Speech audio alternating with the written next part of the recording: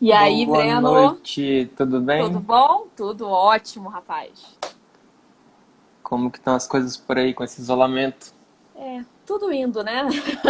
Estamos em casa, não tem muito o que fazer, né? É, trabalho só online agora, né? Antecipou aí Ah, muita coisa. pois é. Amanhã eu vou até pro escritório. Amanhã tem uma audiência lá da trabalhista para fazer. Eu não faço Ah, trabalhista, né? Mas o escritório faz. aham. E, enfim, vou ter que ir lá atender a cliente amanhã. Ter que fazer audiência com ela, que o colega não Nossa, vai conseguir ir. aqui tá sendo, as trabalhistas estão sendo pelo Google Meet, Aqui também, mas o problema é que a segurada não vai saber acessar, Ah, então ela vai pro entendi. Aí tu escritório para vai poder fazer junto. para poder fazer contigo lá. Exatamente, isso aí. E aí, vamos Eles entrar ficam no tema? lá. Bora lá. Quer começar? Pensão por Então vamos lá. morte? Pensão por morte, tema importantíssimo, né? Principalmente nesse momento que a gente está vivendo agora, né? Eu já tive aí já os meus primeiros processos chegando de pensão por morte, né? De vítimas da Covid, um deles confirmado, né? Tá lá no Aham. atestado de óbito constando expressamente Covid, né? E outros aí que estão, né? Que não estão lá expressos, mas que a família entende, né? Que foi esse o motivo, né?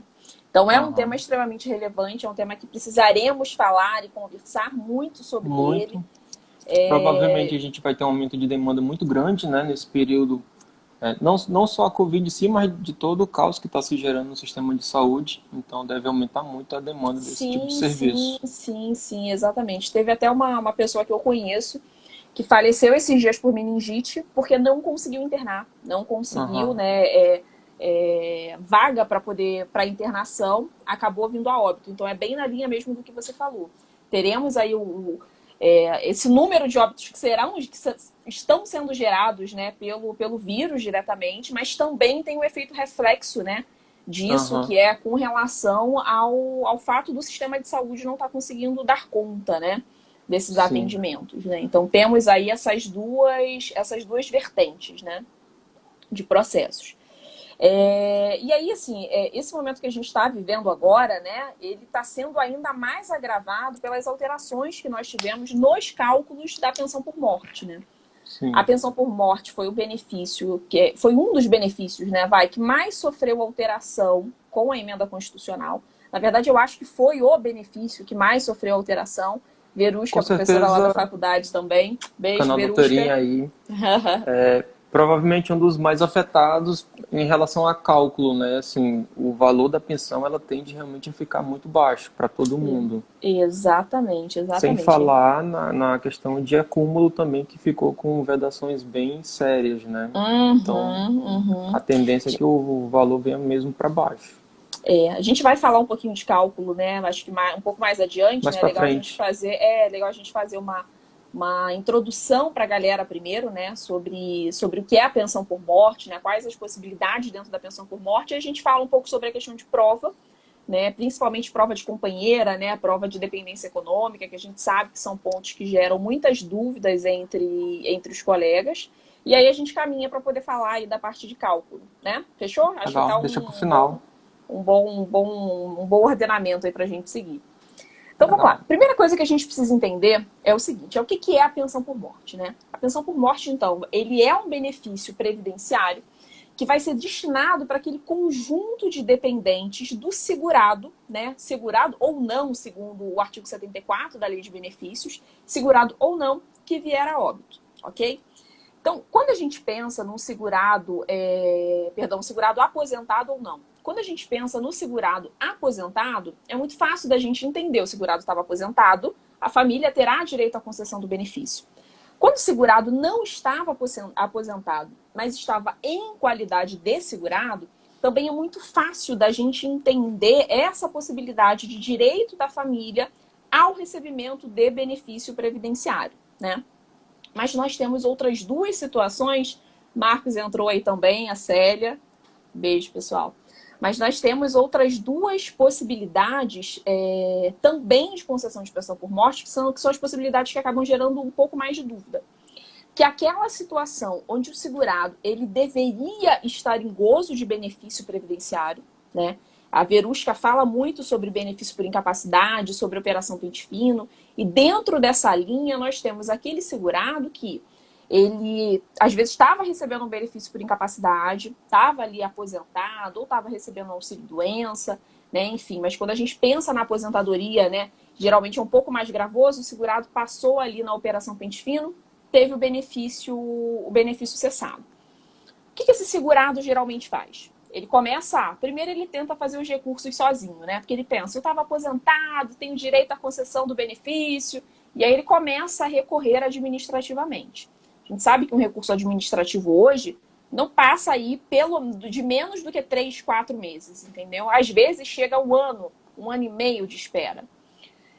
Uma vez esse benefício sendo indeferido, porque quando a discussão é da incapacidade em si, a gente vê que a junta de recurso ela não ajuda muito. Os benefícios acabam, de fato, continuando com indeferimento, mesmo após o recurso de segurado. E aí o segurado vai e procura o escritório. Procura o escritório para fazer o quê? Para poder propor, então, uma ação judicial para restabelecimento do benefício. E aí passa aí mais pelo menos um ano. A depender do segurado, a gente vai ter uma situação que durante esse período, o segurado perdeu a qualidade do segurado. Enquanto ele estava discutindo a possibilidade dele receber ou não receber aquele benefício, seja na esfera administrativa, seja na esfera judicial, a depender do tempo que transcorreu ali, aquele segurado, ele perdeu a qualidade de segurado. E aí vamos imaginar o seguinte, Breno. Vamos imaginar que enquanto esse segurado está discutindo a possibilidade dele voltar a receber o benefício de aposentadoria por invalidez, né, ou até mesmo não restabelecimento, mas uma primeira concessão de benefício por incapacidade, vamos dizer que esse segurado venha a óbito durante esse período. E quando ele vem a óbito, a qualidade desse segurado dele já acabou. Porque ele perdeu o tempo lá no recurso administrativo, tá aquele tempo ali no processo judicial, o advogado não orientou esse segurado a fazer um recolhimento, nem que seja como segurado facultativo, para poder manter a qualidade de segurado aí por pelo menos 6 meses, e aí o segurado vem a óbito nessa situação. O que acontece é que muitos colegas acham assim, não tem qualidade de segurado, e param o processo ali. E aí pensam, não tinha qualidade de segurado no momento do óbito. Se não tinha qualidade de segurado no momento do óbito, acho que você saiu da tela, Breno. Se não tinha qualidade de segurado no momento, você foi acenar, né? Quando a cena sai, às vezes vira a tela. Tá longe aqui Quando não tinha qualidade de segurado no momento do óbito, aí o advogado pensa, não tem direito, então, à concessão desse benefício. Mas perceba, pode haver casos em que aquele segurado, ele o quê? Ele deveria estar em gozo de benefício previdenciário. Não é isso? Pode ser que essa ação judicial viesse a indicar que aquele segurado ele tinha direito à aposentadoria por invalidez, ou ele tinha direito à concessão do auxílio-doença, e aí nós temos o quê? Um prolongamento dessa qualidade de segurado, fazendo com que, no momento do óbito, ele tivesse essa qualidade e a concessão, né, a subsequente concessão da aposentadoria por invalidez. Se você fizer uma pesquisa de jurisprudência, Breno, você vai ver que existem pouquíssimos processos discutindo isso. Porque o advogado, ele não faz essa interpretação do artigo 74. Quando está falando ali aposentado ou não, a gente está falando inicialmente de quem tinha qualidade de segurado, mas também de quem deveria ter qualidade de segurado, porque deveria estar em gozo de benefício, ok? Temos ainda... Tem a questão da súmula, né? Na 416, sim. A questão de quem deveria estar aposentado.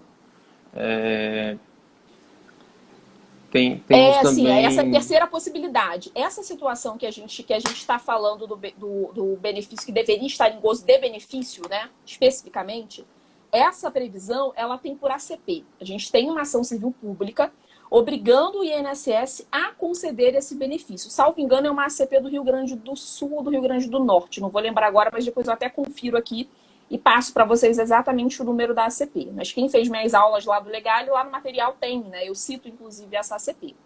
E nós temos uma terceira situação, que é exatamente essa situação que você está mencionando. Que é aquele segurado que ele já havia cumprido os requisitos para a concessão de aposentadoria. Perceba, uma coisa é aquele segurado que devia estar em gozo de benefício, deveria estar em gozo de benefício. Seja uma aposentadoria por invalidez ou então um auxílio-doença. Uma outra situação é o segurado que deveria estar aposentado. E aí a gente precisa fazer essa delimitação, Por quê? Porque quando a gente fala assim, deveria estar aposentado, às vezes o colega ele não pensa na possibilidade de uma aposentadoria por invalidez, ele só pensa nas tradicionais, aposentadoria por tempo e aposentadoria por idade. E você está certíssimo. Nós temos, inclusive, súmula tratando dessa situação. O que o Breno estava querendo dizer, gente? Aquele segurado que aquela pessoa, né, que na verdade, na data do óbito, não tinha qualidade de segurado, ok? A súmula 416 do STJ, ou o enunciado 4 do Conselho de Recurso, não discute qualidade de segurado, né? Ela diz, aquele segurado ele não tinha qualidade de segurado no momento do óbito, ponto. Mas ele poderia estar em gozo de benefício porque cumpriu os requisitos. Não é que ele deveria, como a pessoa deveria estar em gozo de benefício por incapacidade, mas ele poderia, se ele quisesse. E esse caso, a gente tem previsão expressa, tanto na súmula 416 do STJ, que você muito bem mencionou, como também no enunciado 4 do Conselho de Recurso. Ou seja, o segurado faleceu, não tinha qualidade de segurado, mas já tinha preenchido os requisitos para concessão de aposentadoria, seja por idade, por tempo de contribuição, aposentadoria especial, esse benefício também deve ser concedido. Você já teve alguma experiência com esse benefício, Breno? Em alguma dessas situações? Em alguma dessas duas situações de exceção?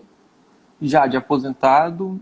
E o que acontece muito também por aqui é de darem entrada, por exemplo, só para filho. Vai fugir dessa situação, tá? Mas acontece muito aqui. É que dá entrada só para o filho, por exemplo, e não para a companheira. E aí, depois de muito tempo, ela descobre, passou 10 anos, passou 15 anos, eu tinha direito, não pedi. Acontece muito aqui. E essa questão também de que tinha direito de aposentar, acontece muito negativa administrativa pelo INSS, a pessoa não recorre, né? E aí, beleza, não deu para aposentar, não deu. E aí falece depois que a esposa quer a pensão, normalmente a esposa, né? Pelo menos aqui no escritório, normalmente a esposa. Ela quer a pensão e aí a gente tem que destrinchar todo para trás se ele tinha ou não direito à aposentadoria para poder conseguir ter o benefício da pensão por morte. Pois é. É uma situação muito comum. Deixa eu levantar duas bolas aqui. Vamos lá. Em período de carência, a gente tem aquela questão das extensões do período de carência, né? E também de qualidade de segurado, né? Da qualidade, isso, desculpa. O período de graça, né? Isso. Período de carência não, período de graça. E a questão daquela pessoa, por exemplo, profissional autônomo, trabalhou um mês e não chegou a data de fazer o primeiro recolhimento e faleceu nesse meio tempo. São duas questões também. São duas questões. E aí a gente tem um problema nesse primeiro recolhimento, que é o seguinte. A legislação agora prevê expressamente que não é possível o que a gente chama de filiação, né? Descrição daquele segurado pós-mortem. Qual é o entendimento da Priscila e o que a gente tem de jurisprudência aí, tá? O que acontece? Eu entendo o seguinte, Breno, olha só. O segurado, ele trabalhou no mês de fevereiro de 2020, ok? Ele tem que pagar até quando? Até o dia 15 de março de 2020. Você concorda comigo? Se aquele segurado, sobre a minha ótica, a ótica da Priscila, se aquele segurado, né, pensando aí na questão tributária, ele tem a prerrogativa tributária de só fazer o recolhimento dele até o dia 15 de março do mês seguinte. Então, trabalhou em fevereiro, ele pode recolher até 15 de março de 2020. Ok. Você concorda comigo? O segurado, ele está trabalhando como contribuinte individual em fevereiro, ok? Está trabalhando. Faleceu antes do dia 15 de março, antes de fazer o primeiro recolhimento.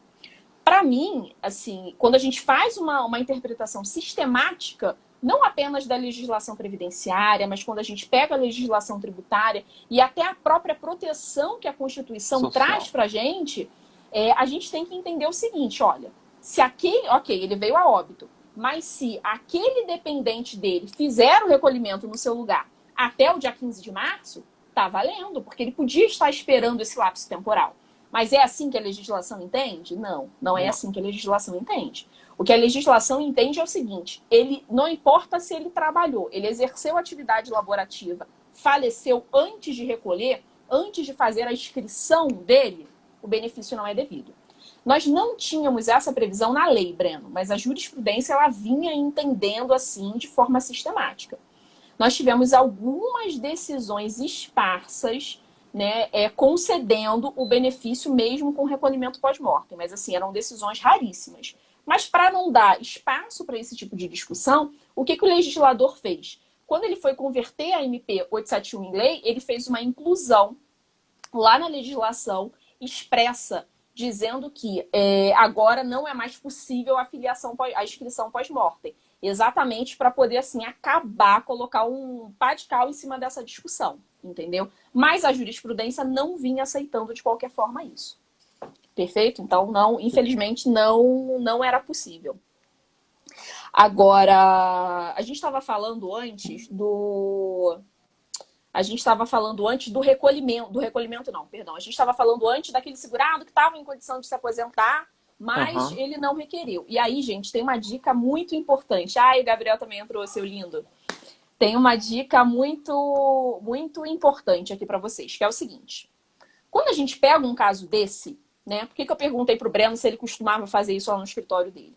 Quando a gente pega essas duas situações, um segurado que deveria estar em qualidade de segurado, porque deveria estar recebendo benefício por incapacidade, ou um segurado que não tinha qualidade de segurado, mas que tinha preenchido os requisitos para concessão de aposentadoria. Quando a gente está ali com essas duas situações, o INSS não concede esse benefício administrativamente. O INSS vai negar esse benefício para você, ok? Então, negou. Aí o que todo mundo faz? Vai para a justiça. Mas precisa ir para o judicial para poder discutir, Heloísa, sua linda, para poder discutir essa situação? Não, gente, não precisa ir para o judicial, porque nós temos agora o enunciado 4 do Conselho de Recurso, que vai dizer para a gente expressamente, né, que aquele segurado que tiver, aquela pessoa que tiver naquela situação, que ela poderá ter a concessão desse benefício. E os enunciados do Conselho de Recursos são enunciados vinculantes, ou seja, elas são de observância obrigatória para todos os conselheiros. Então, se você faz um recurso, está numa situação dessa, por exemplo, deveria ter direito à aposentadoria por idade, mas não estava aposentado, o INSS vai indeferir. Esse enunciado ele é de novembro de 2019, então pode ser que agora, nos próximos processos, o INSS passe a fazer essa análise, porque sabe que a junta vai reverter essa decisão. Vai mudar. Exatamente, mas o que a gente tinha até então é que esses casos o INSS negava o pedido. E a gente não precisa ir para o judicial, gente. A gente faz uma petição simples de uma folha, faz um recurso de uma folha pedindo apenas a aplicação do enunciado, dizendo, olha, preencheu, tenho prova aqui, preencheu os requisitos para a concessão da aposentadoria. O INSS não está questionando isso, né? Pode ver que pelo PA ele juntou aqui o CNIS do segurado, juntou o cálculo, está provado que aquele segurado ele tinha direito à concessão de aposentadoria e só foi negado por falta de qualidade. Nesse caso, você faz o seu recurso pedindo a aplicação do enunciado 4. E como eu disse para vocês, de observância obrigatória do conselheiro. O conselheiro precisa aplicar. Então, ele é obrigado a conceder o benefício se você estiver nessa condição. Então, não é necessário levar essa discussão para o judicial, entendeu? Porque acaba que a gente sabe que no judicial vai demorar mais. Demora bastante. Exatamente, entendeu? Então, esse daí seria um exemplo aí dessa discussão. Eu estava conversando justamente com o professor Valdir, e a gente levantou justamente essa questão.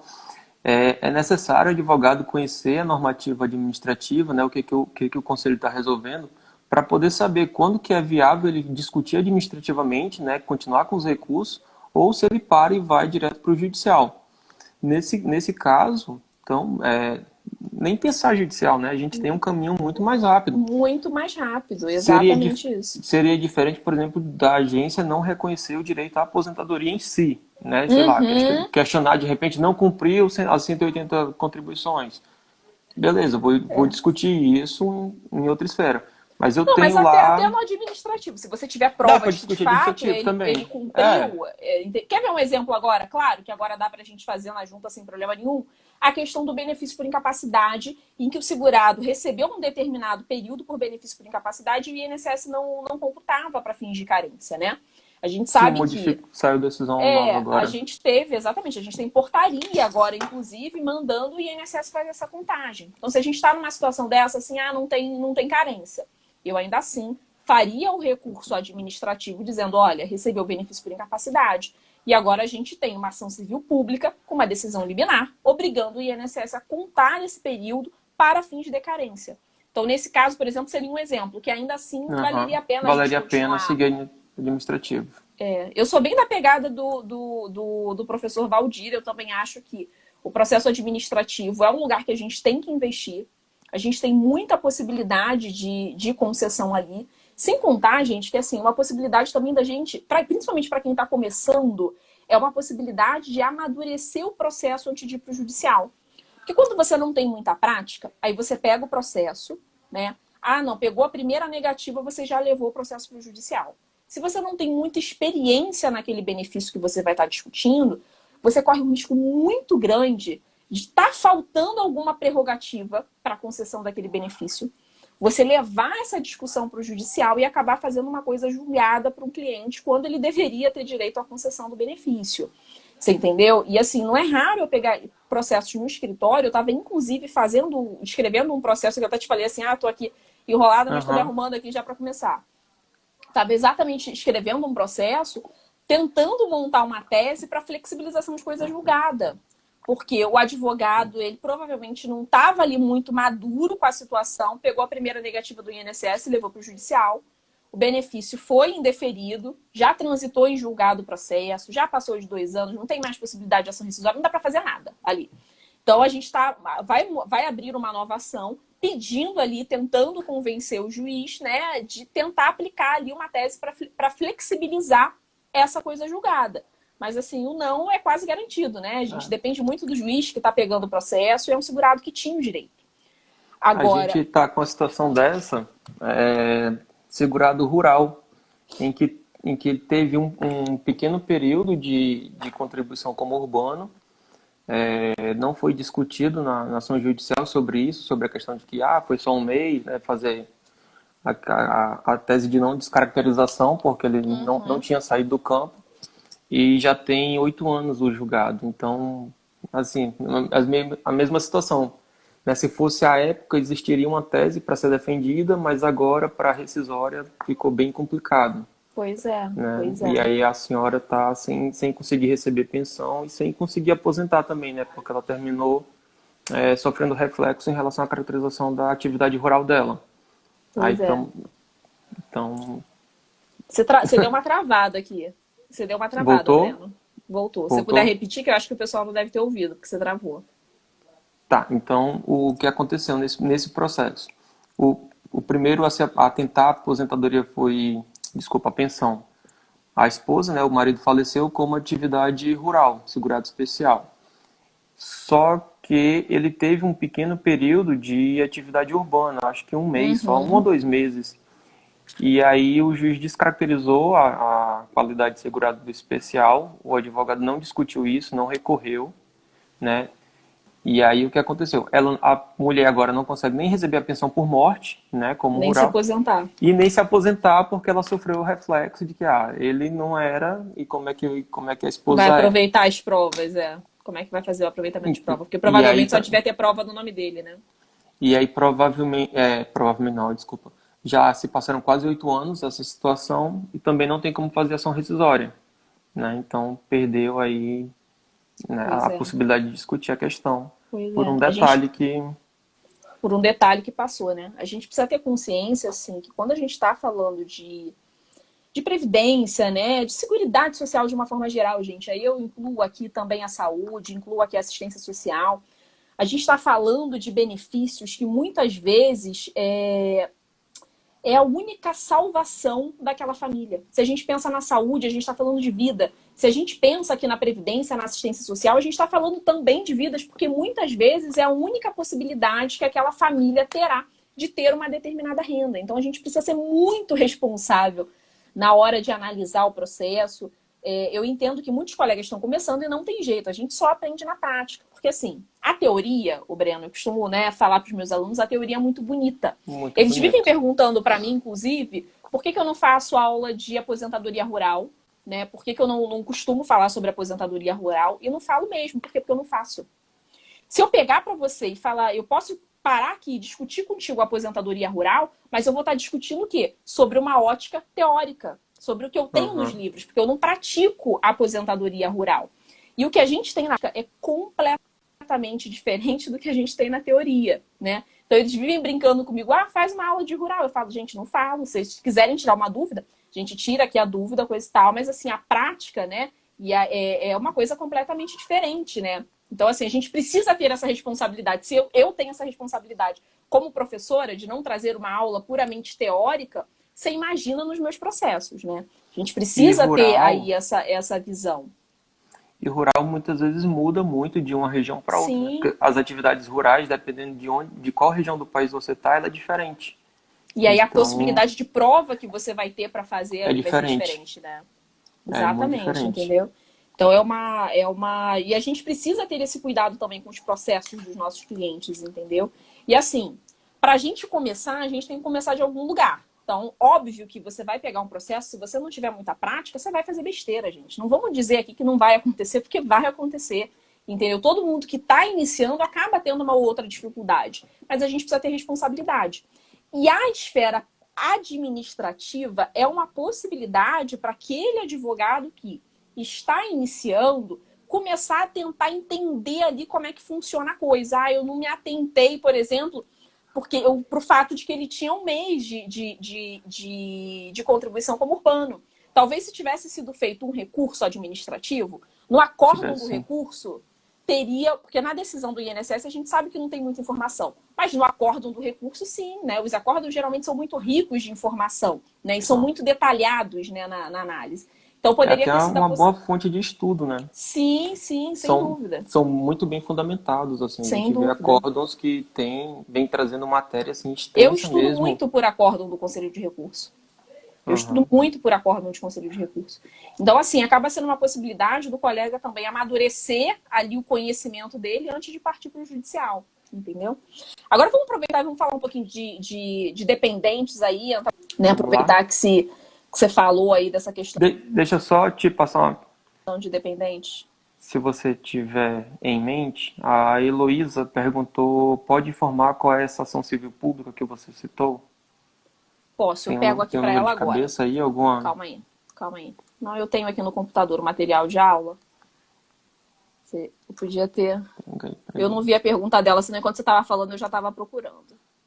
Não, ela mandou nas caixinhas aqui e apareceu o sinal. Ah, tá, porque isso que eu ia falar, porque eu não vi aqui a pergunta dela, senão eu já tinha procurado. Calma aí que eu passo já para ela a CP. Calma aí. Tá em um slide meu, deixa eu botar aqui na busca. A CP. Ó, o número da ACP é 50 12 756 -22 ponto 2015 ponto 4 ponto 04 ponto 7100. É da Vara 17 Federal de Porto Alegre.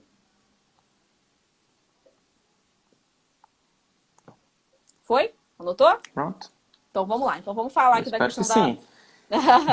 Deixa eu dar uma freada ainda. Antes de passar para os dependentes, morte presumida. O que tem a morte presumida? A morte presumida é o seguinte, olha só, vamos lá. Vou explicar todos os detalhes. Porque você ia perguntar você ia acabar perguntando um ponto só e o pessoal ia ficar perdido. Vamos falar tudo aí da questão da morte presumida. Morte presumida é o seguinte, gente. Quando a gente vamos voltar lá no artigo 74. Ele fala para aqueles segurados, né, que vierem a óbito. Quando ele está falando ali de óbito, a gente tem que ter em mente a seguinte divisão.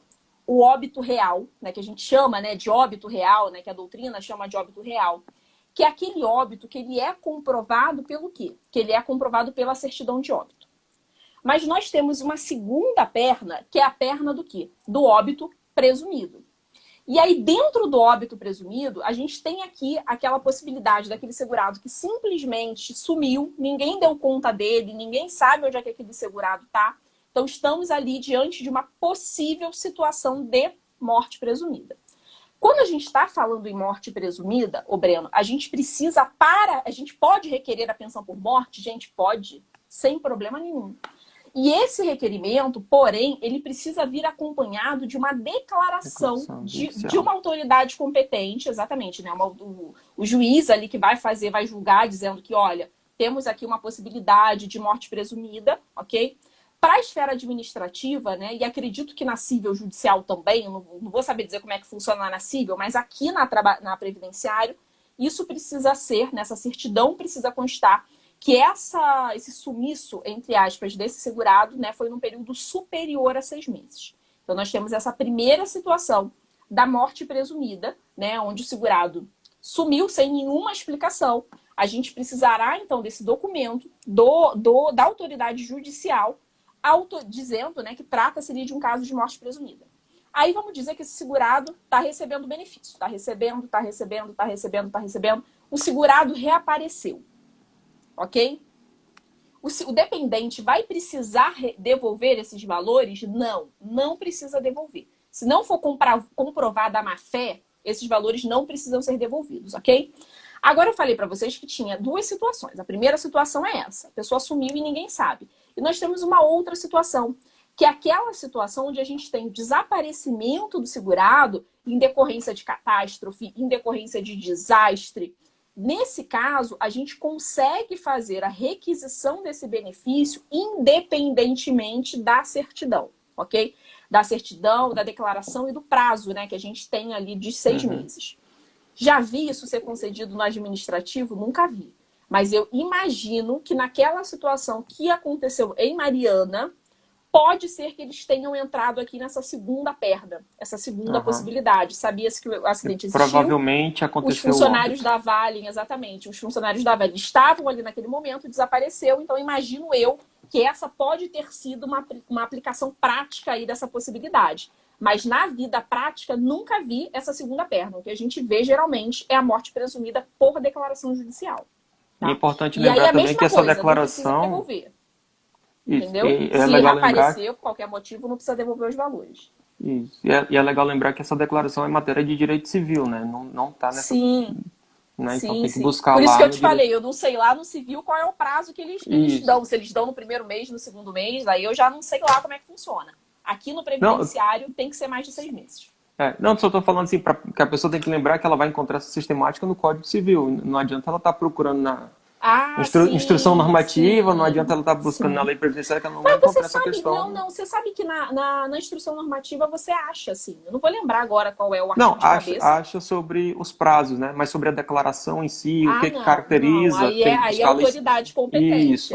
Exatamente, aí é a autoridade competente. Que vai emitir de acordo com a legislação, que no caso é a civil, né? Sem dúvida. É civil, isso. Os meios de provar, quando que caracteriza, quando que não, é matéria civil. Exatamente. Aí, a partir do momento que vai pedir a pensão por morte, aí sim começa...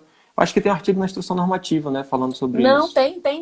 Acho que uns 2 ou 3 artigos que falam especificamente de morte presumida. Tem sim. Tem um específico falando, né, dessa primeira perna da autoridade judicial e tem um outro falando especificamente dessa possibilidade de afastar, né, a declaração e o prazo nesses casos específicos aí de desastre que eu citei.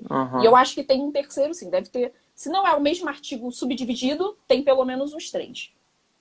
Legal. Vamos lá.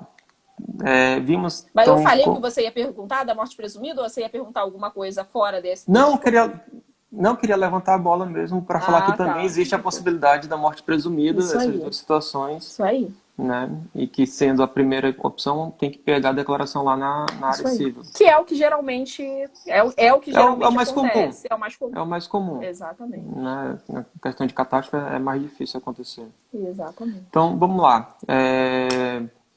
Vamos entrar, então, lá nos dependentes? Dependentes.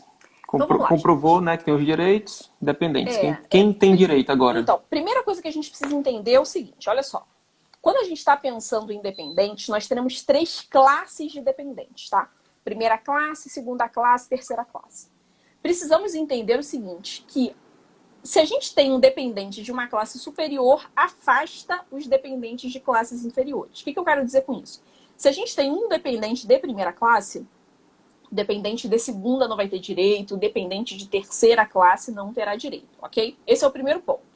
Então, por exemplo, se eu tenho uma cônjuge recebendo, os pais que são de segunda classe não terão direito, ok? Dentro da primeira classe, nós vamos ter aqui o cônjuge, o companheiro, vamos ter o menor tutelado, vamos ter os filhos, vamos ter o enteado, né? Tinha-se ali a discussão do menor sob guarda, mas pelo tempo eu acho que vai ficar difícil da gente falar disso, mas bota aí menor sob guarda com várias interrogações do lado. O enteado, não sei se eu já falei. Essa galera tá ali dentro do grupo de primeira classe. Temos a segunda classe, onde vamos ter os pais. Tem o filho com deficiência também, né? Então eu falei filhos de uma forma geral, né? Na primeira a gente tem filhos. Filhos de uma forma geral. Legal. A gente tem filhos ali. E aí, dentro da segunda classe, temos os pais. Dentro da terceira classe, temos os irmãos. Então, se a gente tem um filho recebendo o benefício, o que vai acontecer é que o pai não vai poder receber, o irmão não vai poder receber, ok? Essa é a primeira estrutura que a gente precisa entender.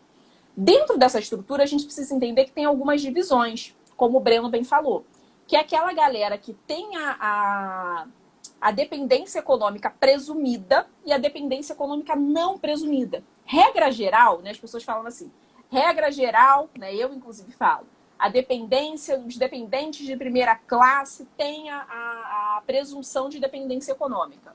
Gente, na verdade, quando você para pensar, só tem 2 pessoas que fazem parte de dependência econômica. Então, não sei bem se via de regra é o termo, né? Mas é o que a gente costuma falar. Ali só terá direito, na primeira classe, né, a entender-se que existe uma presunção de dependência econômica quando a gente estiver falando do cônjuge ou companheiro, que a gente bota ali dentro da mesma caixinha, cônjuge ou companheiro, ou então os filhos menores de 21 anos, ok? Temos ali essa primeira situação. Temos aqui também os filhos maiores de 21 anos, que tem ali algum tipo de deficiência, né, seja intelectual, mental ou deficiência grave, ok? Quando a gente olha especificamente para esse filho, né, e quando a gente olha também paralelamente para o irmão de terceira classe, que estaria ali na terceira classe, nós temos uma discussão, né, que era o seguinte, o INSS, ele só concedia o benefício para o filho, né, inválido com deficiência intelectual, mental ou grave, se aquela deficiência ou invalidez tivesse ocorrido o quê? Antes de 21 anos de idade. Tanto para o filho quanto para o irmão, ok? Mas hoje nós temos, inclusive, acho que a portaria 3, salvo engano, não vou lembrar o número da portaria, mas salvo engano é a portaria 3, se alguém quiser, depois eu olho aqui e consulto, já obrigando o INSS administrativamente a conceder o benefício, mesmo que a deficiência, enfim, ou a incapacidade tenha surgido após os 21 anos de idade. Perfeito? Isso também decorrente das ações civil públicas salvando a vida. Isso também em decorrência de uma liminar que temos de uma ação civil pública, tá? Então, hoje, a gente tem ali essa concessão. Mas eu falei disso, dessa questão do irmão e do filho, mais porque o Breno puxou essa bola. Mas o que a gente precisa entender? A gente tem essa divisão de classe, primeira, segunda e terceira classe. Tem dependente de um, exclui o dependente de outra classe. Regra geral, cônjuge, companheiro e filhos não precisam comprovar dependência econômica. Todos os gestantes precisam comprovar dependência econômica. Quem gera mais confusão, né, que eu acho que as pessoas têm mais dúvida, é como fazer a prova de uma forma geral de dependência econômica e também como fazer a prova de dependência econômica do cônjuge ou companheiro, tá? E aí do cônjuge e companheiro especificamente a gente tem um detalhe. Mas vamos lá. Pensou em prova, gente, a gente vai direto lá no 135 da Instrução Normativa 77 ou então no artigo 22 do Decreto 3.048, né? Que a gente tem lá no parágrafo 3º, salvo engano, a gente tem ali algumas opções de documentação que poderão ser usadas para fins de prova, tanto de dependência econômica quanto para comprovação de união estável, tá? Quando a gente pensa em dependência econômica ou comprovação de união estável, é importante a gente lembrar também que quando a gente está olhando para a esfera administrativa, precisamos ter ali três provas para comprovação de dependência econômica, mas caso a gente não tenha essas 3 provas, o INSS deve oportunizar um procedimento chamado justificação administrativa. Quando a gente vai para o judicial, a gente sabe que a gente vai ter audiência para poder discutir a questão da dependência econômica, né? Via de regra, esses processos, eu acho que todos os processos que eu fiz discutindo união estável ou dependência econômica tiveram audiência. Agora, no administrativo, muitos colegas não sabem que existe essa possibilidade desse procedimento chamado justificação administrativa, que pode ser usado para isso. Aqui em São Paulo, Breno, o INSS recusa todos os pedidos. Todos. Ele, na verdade, o INSS recusa e a gente tem que subir recurso para a junta de recurso. Crie sua linda. A gente tem que subir recurso para a junta de recurso e a junta que manda descer para poder fazer a justificação. Como é que funciona aí na sua região? Aqui eles nem analisam. Aqui passa direto. Também. Eles indeferem direto, né? Nem manifesta, exatamente. A gente faz o pedido, eles nem sequer manifestam se cabe, se não cabe. Vai direto para o indeferimento e a gente que se vira para recorrer. Pois é, exatamente. Aqui funciona assim também. Alguns colegas do Sul falaram que no Sul não funciona assim. Que lá eles fazem sim a justificação administrativa. Uma vez havendo o pedido, eles fazem esse procedimento. Aqui em São Paulo não rola. Então, os benefícios acabam sendo indeferidos por falta de prova, e aí a gente faz um recurso para a junta de recurso, né? Alegando essa questão, né, de que a gente teve ali um cerceamento de produção de prova, porque foi requerida a justificação administrativa e a justificação administrativa não foi realizada, né? E aí, gente, quais são os documentos mais comuns, tá? Para comprovar a união estável, para a gente pegar aqui uma coisa bem prática. Alguns documentos que eu já usei, não sei se todos estão nesse rol do artigo 135 da IN e do artigo 22 do decreto 3.048, mas esses rolos são são exemplificativos, então assim, a gente pode juntar qualquer coisa. Vou dar alguns exemplos e você fala aí se você já usou algum desses documentos ou algum outro, Breno. Mas aqui, ó, já salvei muito processo com, sabe o que? Plano de saúde da empresa onde o segurado trabalhava. Porque no plano de saúde estava lá o companheiro como dependente. Exatamente. Então, assim, esse é um documento importante. Ana, sua linda. Esse é um documento importante. A Edina está falando assim, faziam. Ela deve estar se referindo à questão do Sul, né? Que os colegas fazem, que lá acontece, né? Que lá eles costumam fazer. A Edina falou aqui, ó, em algumas localidades parece padrão em INSS indeferir sem analisar nada. Exatamente. É como funciona aqui em São Paulo. A Cris está colocando aqui contrato de aluguel. Cris, eu concedi um na semana passada e um dos documentos que eu juntei foi exatamente esse, contrato de aluguel. Onde está constando sabe o que eu gosto muito também de pedir? Por exemplo, conta de água no nome de um e conta de luz no nome do outro, com o mesmo endereço. Sim. Essa é uma das principais provas, né? O contrato de aluguel. O contrato de aluguel e o comprovante de residência, como você mencionou, que aí a gente tem que pegar ali, pelo menos tentar pegar do mesmo mês, de um e de outro no mesmo endereço. Esses são, assim, agora são sabe um já bem... a nível de residência, né? Dizendo que moram juntos. Sabe dois que eu já usei, assim, bem... Acho que bem fora da curva. Bem inusitados. Matéria de jornal, por acaso... Sério? Sério. Era um caso específico de agente de DDT, né? E estava rolando ação civil pública na época. E o jornal pegou um trabalhador específico que estava hospitalizado. E aí tirou uma foto dele com a esposa de acompanhante. A gente utilizou essa foto como início de prova. E o que foi a outra coisa? Teve um outro detalhezinho nesse também. Documento do próprio hospital como sendo acompanhante dele, né? A gente casou as duas coisas. E aí tinha um comprovante de endereço, aí o INSS negou, a gente teve que partir para o judicial. Não teve acordo no INSS. No INSS não teve acordo. No judicial, o juiz aceitou como início de prova, né? E aí as testemunhas... E aí fizeram a audiência para corroborar, né? Mas esse foi bem inusitado. Uma matéria de jornal. Foi, assim, bem fora da curva mesmo. A Edina está colocando aqui, uso bastante o próprio cadastro do INSS. Então, Edina, esse cadastro o pessoal fazia lá atrás. Hoje em dia, não se faz mais cadastro comum de dependentes no INSS. Porque esses seus segurados devem ser... Eu nunca peguei, mas eu sei que existia, porque quando eu fazia estágio lá na procuradoria, às vezes a gente via algumas fichas dessa, né? Mas de processos muito antigos, assim. Processos que a gente estava discutindo cálculo, né? E eu sempre gostei muito de estudar por processo. Então, assim, a gente estava lá para a gente liquidar o processo, mas era assim, tipo, pedido da década de 90, eram benefícios bem antigos. A Silvânia está falando, ó, que já conseguiu com... Lá, nunca vi. Eu também nunca vi, não. Plano funerário, show de bola. Salvei com conversa de WhatsApp, ó. Fiz ata notorial, Silvane Fragoso.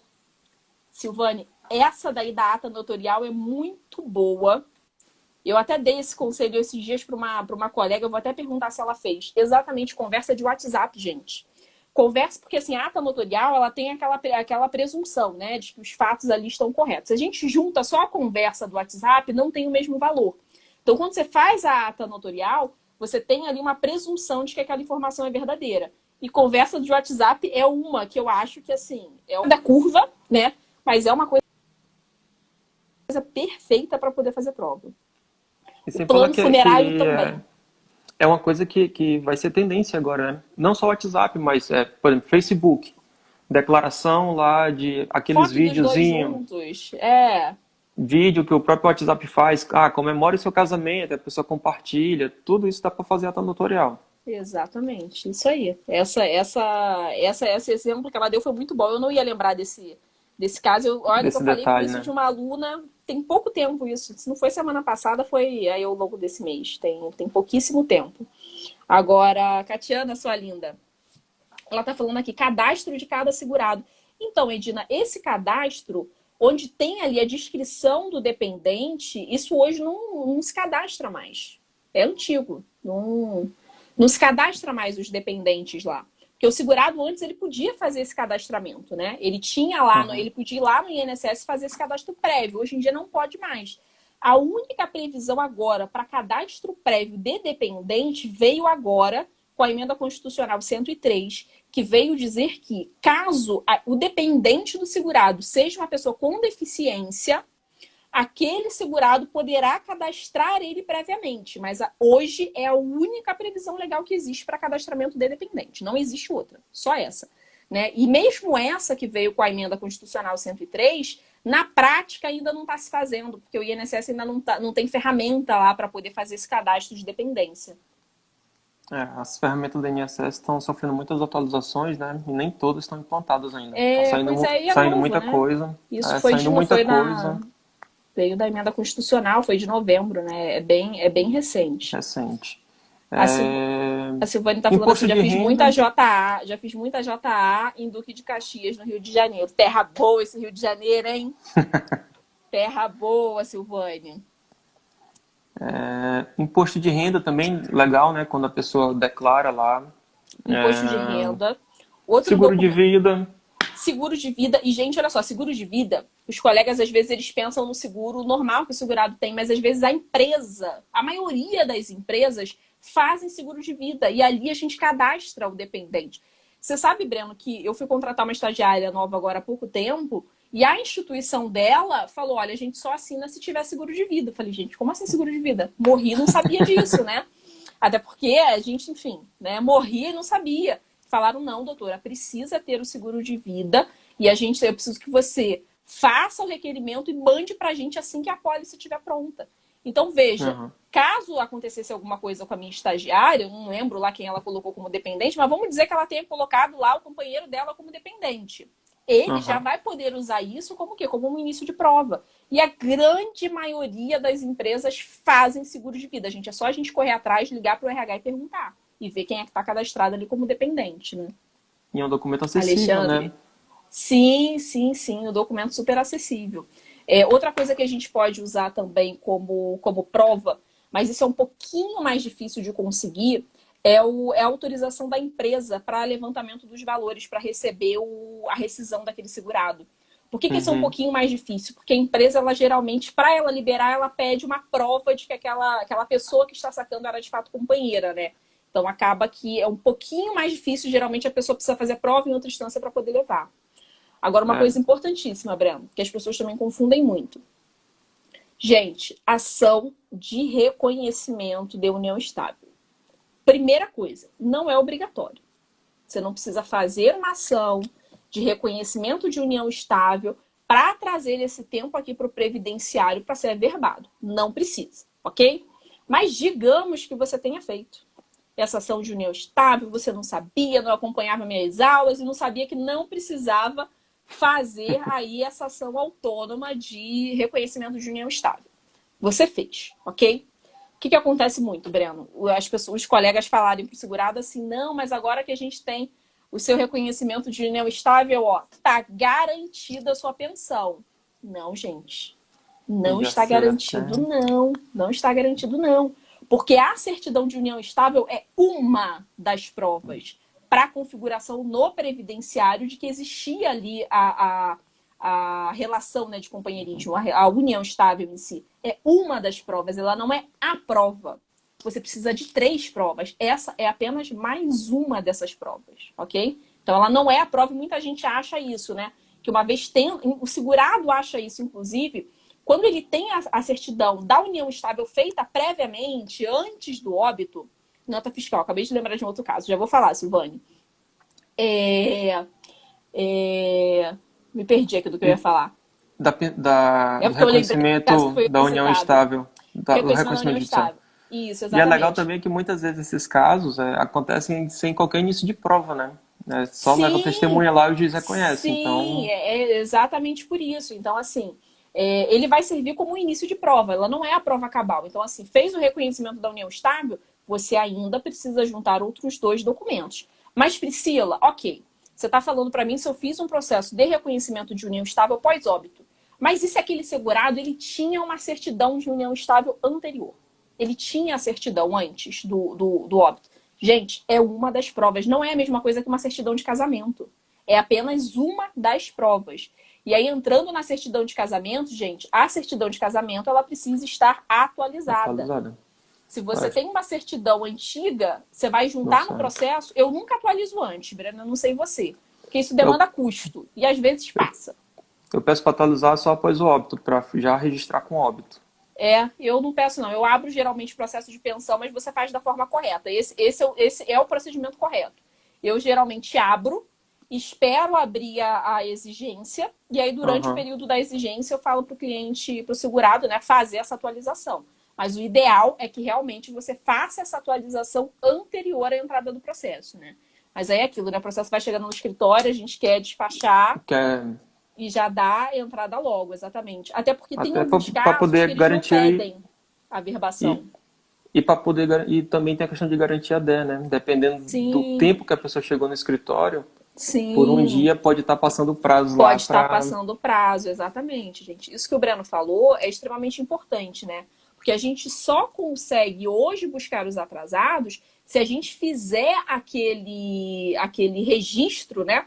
Para, né, a maioria dos dependentes, com 90 dias da data do óbito, se a gente estiver pensando ali num filho menor, enfim, a gente vai ter um prazo de 180 dias. Mas sempre é legal, mesmo a gente tendo filho ali envolvido na história, a gente sempre trabalhar com prazo de 90. Na verdade, dias. lá no escritório, a gente trabalha com prazo de 60, para não correr o risco, entendeu? Mas os prazos legais são 90 e 180 dias, tá? Para poder fazer esse requerimento. Tem uma historiazinha engraçada, uma pessoa que fala, tu sabe de prazo, sei... Qual é o prazo de não sei o que, cara? 2 dias. Ué, não sabe nada de prazo. Sei, tá, tudo bem, mas não perco um, né? Não perco um. Exatamente isso. Prazo a gente sempre tem que trabalhar com um período ali por aqui. Reduzido. Tem uma colocação aqui da Silvane. Ela está falando de notas fiscais. Pegar com assistente social em caso de internação que estava acompanhado de paciente na condição de companheiro ou companheira. Exatamente.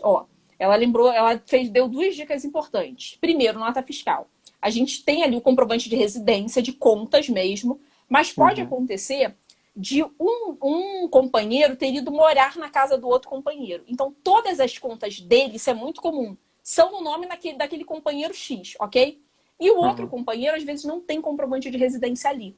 Já fiz prova com nota fiscal. Porque aquele que não tinha comprovante no mesmo endereço, ele tinha comprado ali produtos, né? Geladeira, fogão, máquina de lavar, em que a nota fiscal estava no nome dele e o endereço de entrega estava ali. Então, a gente fez o uso dessa nota fiscal como sendo, entre aspas, um comprovante de residência. Outra coisa, essa questão da internação. Eu nunca tive nenhum caso, Silvane, que eles me deram uma declaração informando isso, né? De que o segurado estava acompanhado por falso, pedir uma cópia esse caso do prontuário. Porque esse caso da internação é aquela mesma história que eu falei que eu usei a matéria de jornal. Usei a matéria de jornal casado com a declaração de acompanhante da internação. Sim. Então, eu nunca peguei essa declaração, eu sempre pego o prontuário. Eu peço uma cópia do prontuário aqui inteiro. Também, aqui eles registram também, na capa do prontuário eles registram que era o acompanhante. Então, também. Exatamente. Eu peço o prontuário porque vem essa declaração. Agora, eu nunca vi assim, emitir só uma declaração específica. Tipo assim, tô te dando aqui só a declaração sem acesso ao prontuário. Eu, pelo menos, eu sempre pedi o prontuário inteiro. essa da nota fiscal, ó, me fez lembrar outra situação. Aqui em casa mesmo, por exemplo, a gente tem conta conjunta, né? E também tem situação, por exemplo, o boleto da escola do filho. É no nome da minha esposa, muitas vezes eu pago na minha conta, né? Então sai lá quem era o responsável pelo pagamento e quem pagou. Então já também, né, uma situação paralela aí à questão da nota fiscal. Fiz uma prova de ex-esposa assim, exatamente nesse caso. O que acontece, gente? A ex-mulher, ela também tem direito à pensão por morte. A ex-mulher é uma dependente de primeira classe, ok? Ah, Priscila, mas e se tiver esposa também? Gente, as duas vão dividir, perdeu o Playboy, né? Ex-esposa é pra vida. Não tem como se livrar dela. Se ela recebia ali algum tipo de ajuda financeira, por que eu estou usando o termo ajuda financeira? Porque a legislação traz o termo pensão. Mas não é necessariamente a pensão. Qualquer ajuda financeira que aquela ex-companheira receba pode se configurar como existência de dependência econômica. E a gente fez uma prova uma vez, sabe com o quê? Você falou isso, eu me lembrei. O plano de saúde dela era pago na conta bancária do segurado. E ela tinha os comprovantes de pagamento, porque ele mandava para ela, pelo WhatsApp, os comprovantes do pagamento todo mês. Então a gente tinha ali o boleto dela e o comprovante de pagamento do banco dele, indicando que havia sido pago pela conta dele. Então ali a gente já conseguiu configurar, mesmo ela tendo recusado o direito de recebimento de pensão alimentícia, a gente conseguiu comprovar ali a dependência dela superveniente, exatamente. E aí teve direito à concessão. É interessante porque quando vai para o INSS, não existe a questão de, era tantos por cento de pensão, vai ser tantos por cento. Não, é meio a meio. Né? É meio a meio, acabou-se. É meio a meio. Ó, E essa questão da ex-mulher, a gente tem a súmula 336 lá do STJ que trata disso. Mesmo que ela tenha recusado a pensão por morte, se tiver aí a dependência superveniente, ela vai receber a pensão. A gente teve uma alteração que é importante dizer, Breno, que é o seguinte. Antes, a ex-esposa, ela recebia a vida inteira. Não tinha prazo. Uhum. Agora, desde a Lei 13.846, de 18 de junho de 2019, ela passa a receber apenas durante o período que ela teria direito a receber a pensão alimentícia. A pensão. Exatamente. Você ia falar alguma coisa? Acho que a gente daqui a pouquinho vai cair já. Vai já. Um minuto e meio só. Eu vou correr aqui. Tá. 2 pessoas que falaram aqui que não conseguem os prontuários, né? E aí gente, cada canto consegue, tem que... quer dizer, consegue. Aqui em São Paulo, a gente consegue desde que a pessoa que pediu seja a pessoa que está cadastrada lá como responsável dele. Acompanhante. Exatamente. E a alternativa é assistência social, né? Até a Silvane comentou aqui também. Não entendi. Acho que a Silvane falou que a questão também que eles têm que pedir para assistente social e aí eles dão uma declaração que o fulano era o acompanhante. Tá. Eu nunca tentei pedir só a declaração, é uma alternativa, porque eu gasto dinheiro, viu, com a cópia desses prontuários. É uma alternativa pedir só a declaração. Eu peço prontuário porque vem lá, né, a folhinha lá indicando quem é o responsável, né? E Rita de Cássia mandou aqui 2 perguntas. O que seria longa duração e 2 anos. E possibilidade de concubinato de longa duração. Concubinato está para ser julgado pelo STF, a gente vai cair daqui a pouquinho. Está para ser julgado pelo STF, segundos. Mas a princípio, que eu posso te dizer hoje não configura. Mas nós temos 2 repetitivos para serem julgados que vão tratar exatamente desse tema. Se tiver dúvida, depois me manda o direct que eu te mando o número dos processos para ser julgados. Vou só jogar a dúvida aqui porque 15 segundos. Eu ainda tenho uma questão assim, meio polêmica, o pensamento meu. Não sei se... A questão de quando a pessoa ela simula ser casado com as 2 pessoas.